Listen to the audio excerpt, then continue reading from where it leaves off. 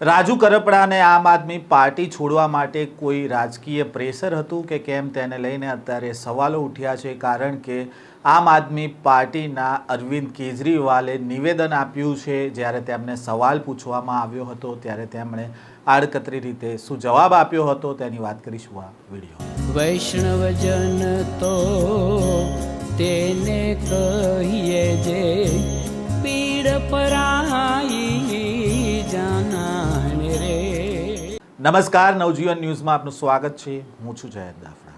આગામી સમયમાં નગરપાલિકાની ચૂંટણીઓ યોજાવાની છે અને તેને જ લઈને હવે રાજકીય પક્ષોએ તૈયારી શરૂ કરી દીધી છે। તેવામાં આમ આદમી પાર્ટીએ ખેડૂતોને લઈને રેલી કાઢી હતી અને આ રેલીની શરૂઆત સોમનાથથી થઈ હતી। જેલમાંથી છૂટ્યા બાદ પ્રવીણ રામે સોમનાથથી ખેડૂતોની યાત્રા શરૂ કરી હતી અને ગામે ગામે જઈને ખેડૂતોના પ્રશ્નને તેમણે વાંચા આપ્યા હતા અને આને જ લઈને હવે આ જે ખેડૂત રેલી છે તે ગાંધીનગરમાં સમાપન થવાની છે અને આ સમાપન દરમિયાન અરવિંદ કેજરીવાલ છે તેમની ગુજરાતમાં એન્ટ્રી થઈ છે અને આજે ગાંધીનગરમાં એક કાર્યક્રમ છે તે આમ આદમી પાર્ટીનો થવાનો છે અને અરવિંદ કેજરીવાલ આ કાર્યક્રમમાં હાજરી આપવા માટે જ્યારે અમદાવાદ એરપોર્ટ પર પહોંચ્યા હતા ત્યારે તેમણે ભાજપને આડે હાથ લીધી હતી અને તેમણે કહ્યું હતું કે કોઈ પણ અવાજ ઉઠાવે છે તો તેમની ઉપર ખોટા કેસ કરવામાં આવે છે, ખેડૂતો ઉપર લાઠીચાર્જ કરવામાં આવે છે, તે પ્રકારનું નિવેદન આપ્યું હતું। અને પહેલાં તો શું કહી રહ્યા છે અરવિંદ કેજરીવાલ તેમને સાંભળીએ। गुजरात में 30 साल से बीजेपी की सरकार है और लोग बीजेपी की सरकार से बहुत परेशान और दुखी हो चुके हैं। बीजेपी जम के भ्रष्टाचार कर रही है, इनके नेता जम के भ्रष्टाचार कर रहे हैं, लोगों पे अत्याचार कर रहे हैं और जब लोग आवाज़ उठाते हैं तो झूठे केस करके उनको जेल में डाल दिया जाता है। पिछले दिनों में देखने को मिला कि किस तरह से किसानों के ऊपर लाठीचार्ज किया गया।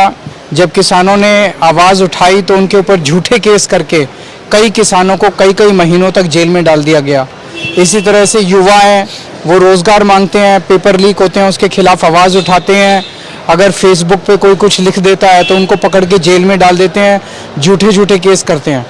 इसी तरह से इन लोगों ने मेरे ऊपर, आम आदमी पार्टी के ऊपर, आम आदमी पार्टी के नेतृत्व के ऊपर एक फर्जी शराब घोटाला करके केस डाला, जो कोर्ट का जजमेंट आ गया कि पूरा का पूरा केस फर्जी था।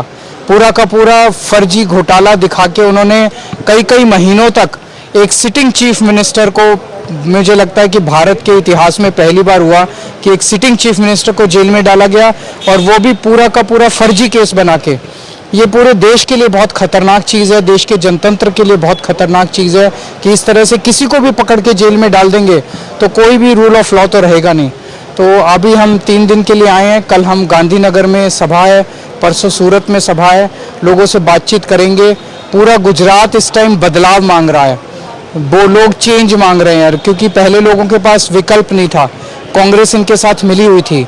अब जिस तरह का रिस्पांस लोगों से मिल रहा है आम आदमी पार्टी को, गोपाल भाई हैं, ईशुदान भाई हैं और भी हमारे जितने नेतृत्व है, सबको जिस तरह का समर्थन मिल रहा है उससे लगता है कि इस बार बदलाव जरूर होगा। ने पार्टी छोड़ते वक्त बहुत गंभीर आरोप लगाए थे आम आदमी पार्टी पे, क्या मैं उस पर कोई टिप्पणी नहीं करना चाहूँगा। हम लोग जानते हैं कि किस तरह के दबाव ये लोग बनाते हैं, किस तरह के प्रेशर ये लोग क्रिएट करते हैं लोगों को तोड़ने के लिए, तो मैं उस पर कोई टिप्पणी नहीं करना चाहूँगा। आपे सांभळ्या अरविंद केजरीवाले हळदळમાં બનેલી ઘટનાને લઈને નિવેદન આપ્યું, સાથે તેમણે કહ્યું છે કે કોઈ ફેસબુક ઉપર કોઈ પોસ્ટ લખે તો તેની પર કેસ કરવામાં આવે છે, ખેડૂતો માટે લડે તો તેની પર કેસ કરવામાં આવે છે અને ખોટા કેસ કરીને તેમના નેતાઓને ફસાવવામાં આવી રહ્યાનો આક્ષેપ કર્યો હતો। સાથે જ પત્રકાર દ્વારા રાજુ કરપડાને લઈને સવાલ અરવિંદ કેજરીવાલને પૂછવામાં આવ્યો ત્યારે તેમણે આડકતરી રીતે જવાબ આપ્યો હતો કે રાજકીય પ્રેશર કેવી રીતે બનાવવામાં આવે છે તે તેમને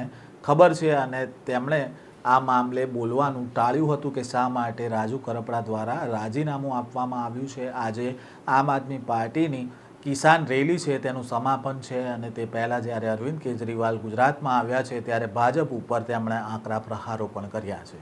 આ પ્રકારના સમાચાર અને અહેવાલ સાથે ફરી મળીશું। નવજીવન ન્યૂઝ સાથે જોડાયેલા રહેજો।